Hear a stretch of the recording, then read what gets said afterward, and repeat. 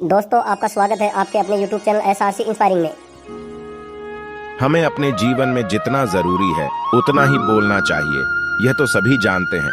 लेकिन कम बोलने से हमें क्या फायदा होते हो और कैसे हम अपने आप को कम बोलने के लिए प्रेरित कर सकते हैं, यह कोई नहीं जानता। लेकिन आज की गौतम बुद्ध की कहानी के माध्यम से हम कम बोलने के महत्व को समझने की कोशिश करेंगे, तो वीडियो के आखिर तक बने रहिए। चलिए शुरू करते हैं। एक गांव में गौतम बुद्ध का बहुत बड़ा आश्रम था। वहां पर एक प्रसिद्ध बौद्ध गुरु रहते थे। वहां पर उनका एक शिष्य बहुत बोलता था।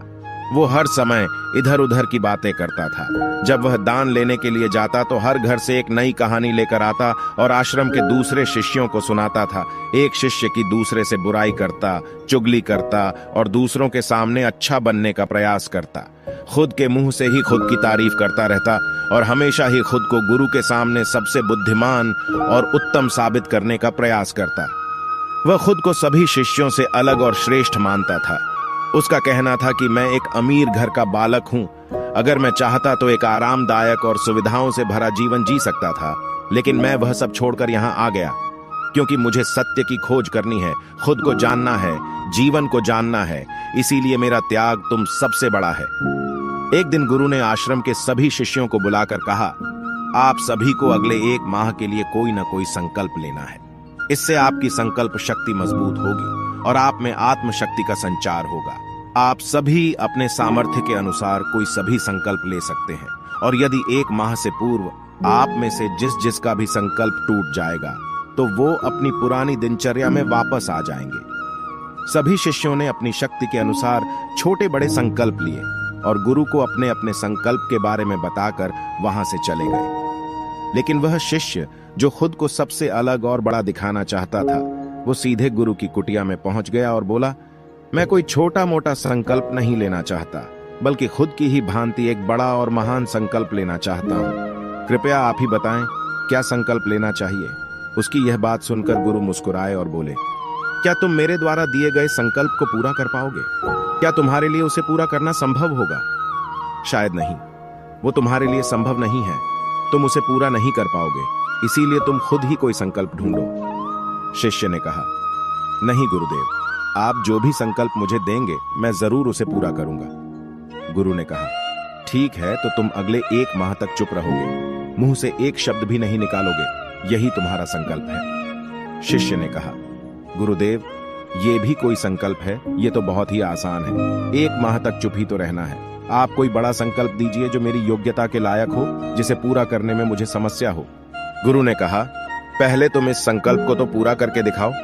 शिष्य ने गुरु की बात मान ली और वह उसी समय चुप हो गया और पलटकर कुटिया से बाहर चला गया। उसे चुप रहना बहुत आसान लग रहा था। उसने एक दिन तो जैसे तैसे चुप रहकर काट लिया, लेकिन दूसरे दिन से उसके मन में ना बोलने का बोझ बढ़ने लगा। तीसरे दिन उसे भारीपन महसूस होने लगा और चौथे दिन उसके अंदर एक अजीब सी बेचैनी होने लगी, क्योंकि आसपास आश्रम के सभी शिष्य एक दूसरे से बातें कर रहे थे। वो भी अपना पक्ष उनके सामने रखना चाहता था, उनकी बोलती बंद कर देना चाहता था, लेकिन उसका संकल्प उसके आड़े आ रहा था। इसीलिए वो पूरे दिन सिर्फ मुंह और आंखें बनाता रहता। इसी तरीके से कुछ दिन और बीते और वह शिष्य बीमार पड़ गया। उसका सिर फटा जा रहा था, उसका खाने पीने तक का मन नहीं कर रहा था। वह सिर्फ बोलना चाहता था। वह गुरु के पास गया और उनके सामने बैठकर लिखकर उन्हें बताया, गुरुदेव, मैं बोलना चाहता हूं, बिना बोले।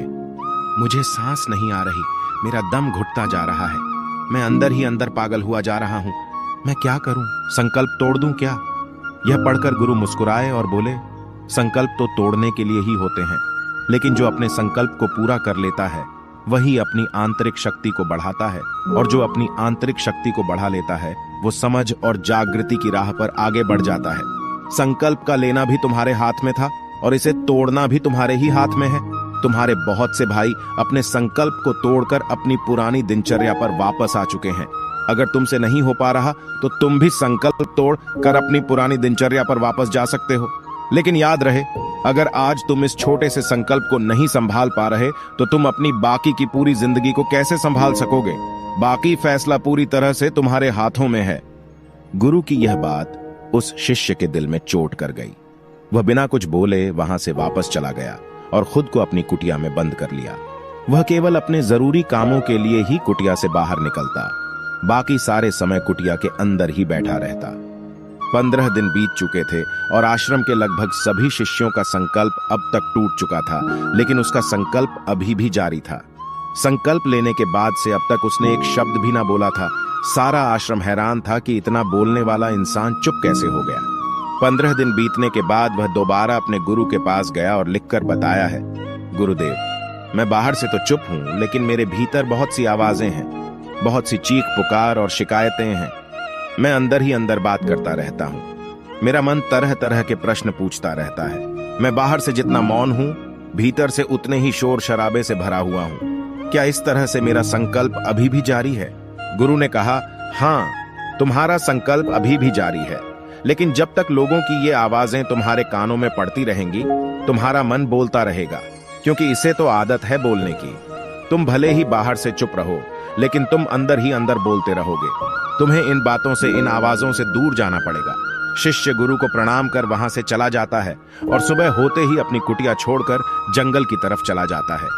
कई दिन बीत जाते हैं, संकल्प का समय भी पूरा हो जाता है, लेकिन शिष्य लौटकर नहीं आया। आश्रम में सभी को डर था कि कहीं जंगली जानवरों ने उसे खाना लिया हो। इस बीच उसे ढूंढने की बहुत कोशिश की गई, लेकिन वह कहीं नहीं मिला। सभी गुरु भाइयों ने मान लिया था कि जंगली जानवरों ने उसे अपना शिकार बना लिया है, लेकिन गुरु को ऐसा नहीं लगता था। एक दिन आश्रम का एक अन्य शिष्य गुरु के पास आया और बोला, गुरुदेव, हमारे उस अधिक बोलने वाले भाई के साथ क्या हुआ होगा? क्या जानवरों ने उसे मार दिया होगा? गुरु ने कहा, हो सकता है कि जानवरों ने उसे अपना शिकार बना लिया हो, लेकिन उसके न लौटने की एक दूसरी वजह भी हो सकती है। शायद उसे वो मिल गया है जिसके लिए वह गया था। फिर शिष्य ने पूछा, गुरुदेव, क्या ज्यादा बोलना इतना हानिकारक होता है? गुरु ने कहा, इंसान के जीवन के बहुत सारे दुखों में से एक दुख ये भी है कि वो कभी चुप नहीं रह सकता, हमेशा कुछ ना कुछ बोलता ही रहता है। सिर्फ हमारे बोलने के कारण हमारे आधे से ज्यादा दुख पैदा होते हैं। परिवार के अधिकतर झगड़ों की वजह हमारा बेमतलब बोलना ही होता है। हम में से कोई भी चुप नहीं रहना चाहता, हम बस सामने वाले को सुना देना चाहते हैं। जो भी हमारे मन में है, सब निकालकर उसके मन में बैठा देना चाहते हैं। उसे समझा देना चाहते हैं कि देख, तू गलत है और मैं सही, और इस तरीके से सब एक दूसरे की सड़ी गली बातों को ग्रहण कर रहे हैं। इस तरीके से सुनने और सुनाने का यह काम जिंदगी भर चलता रहता है, लेकिन इस नासमझी में हम अपना समय, अपना जीवन, अपनी समझ और सबसे महत्वपूर्ण वो कीमती पल जो जिए जा सकते हैं, जिनको अनुभव किया जा सकता है, जिनमें आनंद को प्राप्त किया जा सकता है, ये सब खो देते हैं। लेकिन इसके बदले हमें मिलता क्या है? कुछ नहीं, सब व्यर्थ और बर्बाद हो जाता है। इस पागलपन में हमने क्या खो दिया, इसका एहसास केवल कुछ ही लोगों को हो पाता है। बाकी लोग जैसे उन्हें अपने आने का पता नहीं, वैसे ही उन्हें अपने जाने का भी पता नहीं चल पाता। शिष्य ने कहा, तो फिर इसका समाधान क्या है? गुरु ने कहा, पूरी जागरूकता के साथ अपने विचारों को देखना यही एकमात्र तरीका है। सारी मानसिक समस्याओं का वर्तमान में रहकर चिंतन करना, पूरी जागरूकता के साथ अपना काम करना जिंदगी में चमत्कारिक बदलाव ला देता है। उसके बाद वह शिष्य गुरु से अपने प्रश्नों का उत्तर पाकर उनको प्रणाम करके वहां से चला गया। उस शिष्य को आश्रम छोड़कर गए हुए 3 महीने का समय बीत चुका था, लेकिन उसकी कोई खबर ना थी। अब तक तो सभी गुरु भाइयों ने भी उसके वापस लौटने की उम्मीद छोड़ दी थी, लेकिन एक दिन वो आश्रम लौट आता है। उसे देखकर सभी के आश्चर्य और खुशी का ठिकाना न रहा, लेकिन अब वो नहीं था जो यहां से गया था। वो कुछ और ही बनकर वापस आया था। उसके अंदर एक गजब का बदलाव महसूस किया जा सकता था। उसके चेहरे पर एक गजब का ठहराव और आंखों में बड़ी शांति थी।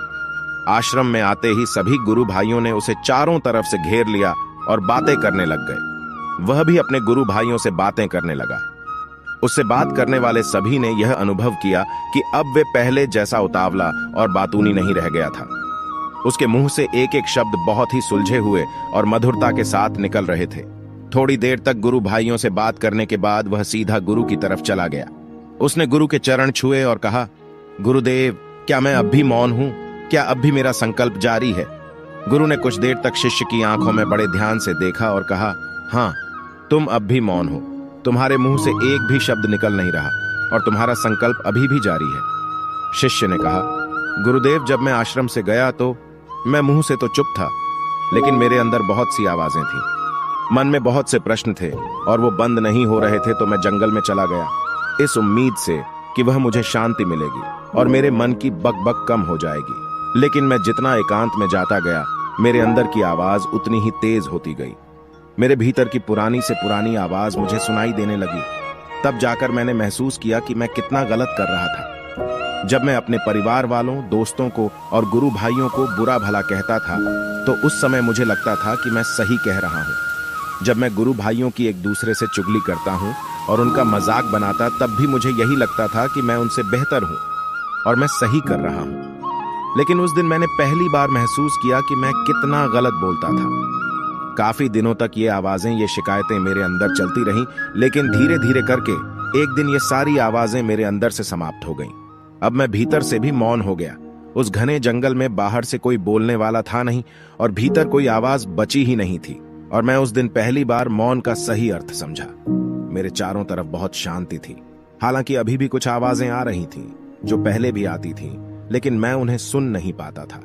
पर अब वह सभी आवाजें मुझे स्पष्ट रूप से सुनाई दे रही थीं। हवा के चलने की आवाज, चिड़ियों के चहकने की आवाज और पानी के बहने की आवाज। ये सभी आवाजें मैंने पहली बार पूरे होश पूर्वक सुनी। अपने चारों तरफ इतनी शांति मैंने पहले कभी महसूस नहीं की थी। तो इस शांति को भंग करने के लिए मैंने पहली बार अपने मुंह से कोई शब्द निकाला। मैं चिल्लाया, हे ईश्वर, यह कैसी शांति है? सभी कुछ इतना शांत क्यों है? ऐसा क्या हो गया? लेकिन मेरे चिल्लाने के बाद भी वह शांति भंग नहीं हुई। सब कुछ पहले के जितना ही शांत था, बाहर भी और भीतर भी। हे गुरुदेव, मैंने अपने गुरु भाइयों से बात की, मैंने आपसे बात की। मैं बोल रहा हूं, मैं चल रहा हूं, मैं सब कुछ देख रहा हूं, लेकिन मैं अपने भीतर एकदम एकांत में हूं, मौन में हूं, भीड़ में होता हूं, तब भी भीतर से अकेला एकांत में होता हूं। जब मैं खुद में भी शोर करना चाहता हूं, तब भी एकांत में ही होता हूं। अब सब दिखाई पड़ने लगा है, सब सुनाई पड़ने लगा है। गुरु ने कहा, जब तक हम बाहर की तरफ बोलते रहेंगे, भीतर अशांति ही रहेगी। लेकिन जिस दिन हम भीतर की तरफ मुड़ जाएंगे, तब हमारे मुंह से कुछ भी निकलेगा, हम शांत ही रहेंगे। दुनिया में जितनी भी बुराइयां हैं, ज्यादातर हमारे बोलने से ही उत्पन्न होती है, क्योंकि हम चुप रहना नहीं चाहते। हम जितनी जरूरत है उससे कहीं ज्यादा बोलते हैं। हम सामने वाले को सुनना नहीं चाहते, बल्कि उसकी बोलती बंद कर देना चाहते हैं। उसे समझा देना चाहते हैं कि मैं कौन हूं, मैं क्या कर सकता हूं, और यही हमारी जिंदगी का मकसद बनकर रह जाता है। हमारी सारी ऊर्जा इस व्यर्थ के बोलने में बर्बाद होती रहती है। ऐसे ही समाज में लोगों का जीवन दुखों से भर जाता है, जो हमेशा एक दूसरे को सुनाने में लगे रहते हैं। कभी एक दूसरे को सुनना नहीं चाहते, समझना नहीं चाहते, और चुप रहना तो उन्होंने कभी सीखा ही नहीं, क्योंकि चुप रहना उन्हें छोटा महसूस करवाता है। दुनिया की सभी लड़ाइयों का कारण हमारा बोलना ही है। इसलिए हमें सिर्फ उतना ही बोलना चाहिए जितना जरूरी हो, क्योंकि व्यर्थ का बोलना ऊर्जा को नष्ट करना है, और ये बोलना ही हमें कभी अपने भीतर की ओर लौटने नहीं देता, क्योंकि यह हमें बाहर की ओर खींच कर रखता है, और बाहर है ही क्या इस संसार के अलावा। लेकिन अगर अपने भीतर के संसार की ओर मुड़ना है, तो इस मुंह को बंद ही रखना चाहिए। इसीलिए जितने भी बुद्ध हुए, आत्मज्ञानी हुए, वो सभी एकांत की ओर भागे, ताकि उन्हें ज्यादा ना बोलना पड़े, ज्यादा सुनना ना पड़े। वो एकांत में रहें और शांत रहे, इसीलिए आसानी से भीतर की यात्रा कर पाए। लेकिन अगर कोई चाहे तो इस संसार में रहकर भी एकांत में रह सकता है, शांत रह सकता है, लेकिन इसके लिए उन्हें अपनी ऊर्जा बचानी होगी, जिसे वह अब तक अपने व्यर्थ के शब्दों में बर्बाद कर रहे थे। दोस्तों, इस कहानी की सीख यही है कि व्यर्थ का बोलना ऊर्जा को नष्ट करना है। ज्यादा और व्यर्थ बोलना ही हमें अपने भीतर की ओर लौटने नहीं देता, क्योंकि यह हमें बाहर की ओर झुकाए रखता है, और जिन्हें भीतर की यात्रा करनी है, उन्हें अपने मुंह को बंद ही रखना चाहिए। मुझे उम्मीद है कि आपको यह कहानी पसंद आई होगी और काफी कुछ सीखने को मिला होगा। कहानी के बारे में अपने विचार आप हमें नीचे कमेंट बॉक्स में कमेंट करके बता सकते हैं। जाने से पहले वीडियो को लाइक करें और चैनल को सब्सक्राइब जरूर करें। ऐसी ही कहानी के साथ मिलते हैं अगले वीडियो में। तब तक के लिए आप अपना और अपने परिवार का ध्यान रखें। धन्यवाद।